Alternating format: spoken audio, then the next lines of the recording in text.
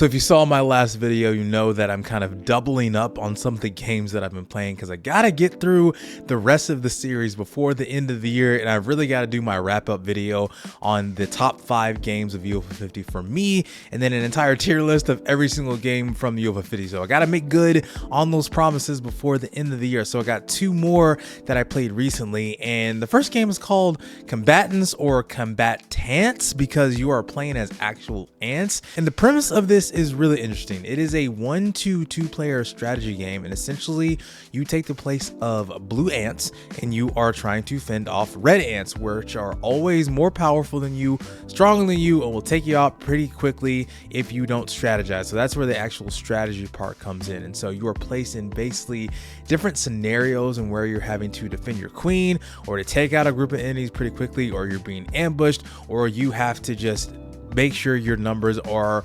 overwhelming enough to take on these insurmountable odds, and they will not stop until they beat you and beat your queen. And so you play as a soldier ant, and you have a certain different commands. You have the ability to shoot, so you have the ability to shoot different enemies, but they are stronger than you and they will take you out pretty quickly. You will respawn as long as you do have someone on the field. But what you can do is you can grab these eggs that are on the field, take them back to your worker queen, which can spawn worker ants for 1 egg, or soldier ants to be able to help shoot and attack more for 2 eggs. So you kind of have to strategize a little bit there. You also have a couple of commands to hold your troops, or to move them along and follow you, or to basically put them in autopilot mode, which is what instinct is. So you have different commands and kind of strategize around these different scenarios. So it's really interesting to see how a lot of these play out, and it's tough because they're also faster than you. So I'm trying to move, trying to get all these eggs, trying to get them back to the queen, and also spawn more and more of my workers or my soldiers because it's strength in numbers, and if I don't have enough numbers, I'm not able to take out these enemies. Also, if I don't have anybody on the field, if I die, I can't respawn. So I have to have at least 1 soldier or at least 1 worker on the field, or a queen, to be able to respawn them if I don't have a queen on the field as well, to be able to get through all these odds. So I've only managed to get through like a couple of these scenarios, and they're actually pretty hard. Like even the first one was pretty difficult, and there's a couple of them where there's no queen on the field at all. So if you die, you die. And there's one of them that starts off in an ambush where you're just getting attacked immediately. I was like, oh my gosh, I gotta figure this out. So I just had to back up, attack, kind of regroup, and grab my eggs to be able to spawn more and more workers and more soldiers to be able to take them out. And usually I'm down to maybe 1 or 2, including myself, to take out these overwhelming odds. There's also a scenario that I encountered where I kind of took out the first part of the enemies, but in the background they were spawning more and more numbers. So by the time I got to where I needed to go and take out the other queen, they were already like overwhelming me with the amount of ants that they had. So yeah, it's really tough.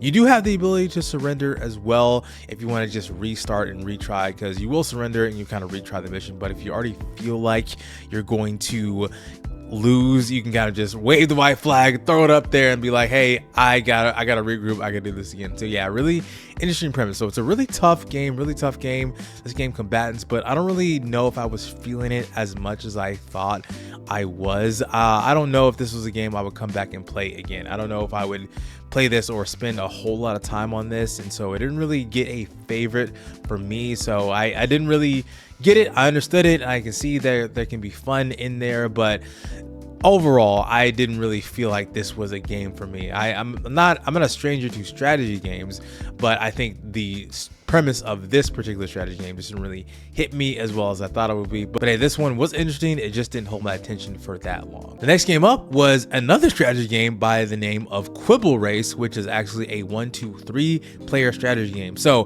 when I first booted up this game and I saw there was a race, okay, so it's like a racing game, it's a strategy game, and there's different things. Basically like you're using quibbles to race along a track or something. Little did I know, this is actual horse race betting. So essentially you pick a number of different characters, some of which are from different games, like the pilot, a couple of people from Bell Grease. It's just like all connected in the continuity within UFO 50.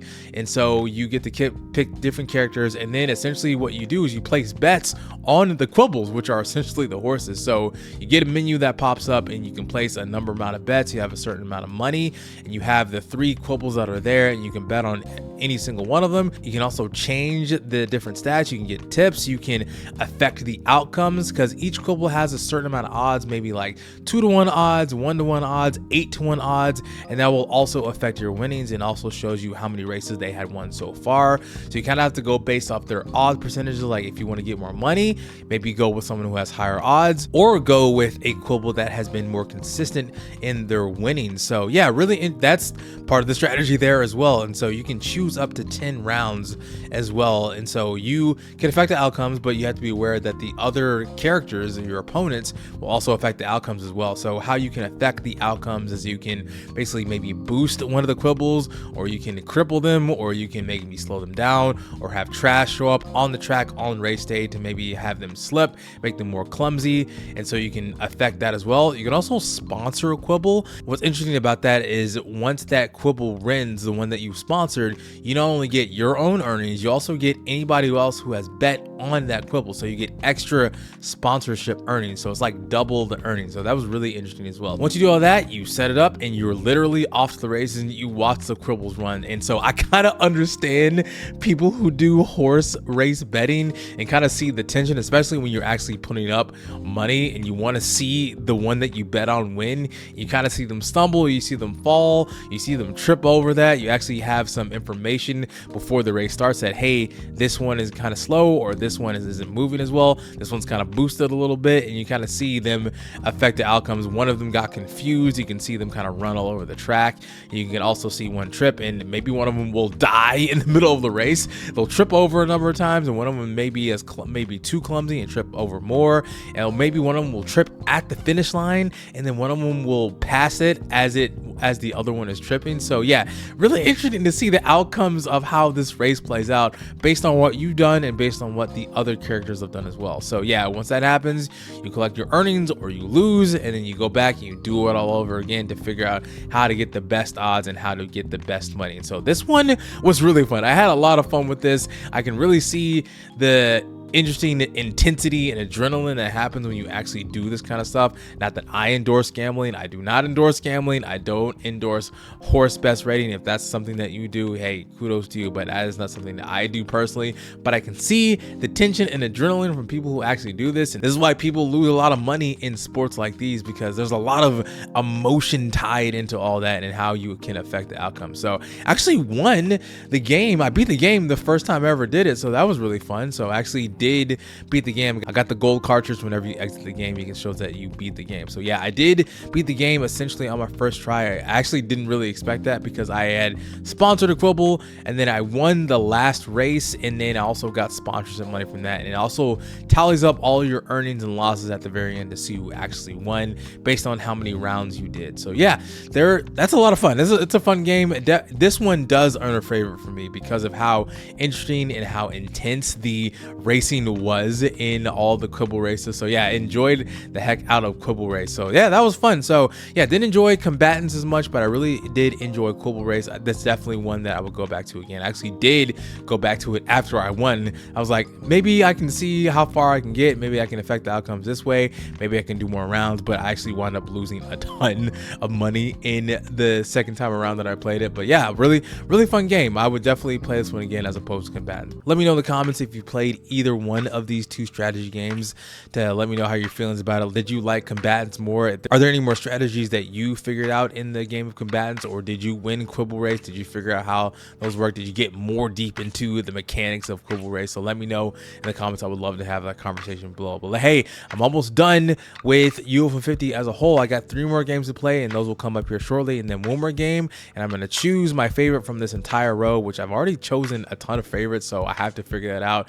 and then talk about my 5 favorite games from every single game in UFO 50 before I do my overall tier list. So that is coming up. We're getting towards the end of the year. Christmas is about a week away, and we are getting closer and closer to the end of 2025. So yeah, let me know in the comments how you're feeling about the series as a whole. Thank you so much for watching. If you want to see the entire playlist of me playing these games, that will pop up as well as any videos I'm doing on the channel. Thank you so much again for watching. My name is Chike, and I will see you on the next one. Peace out.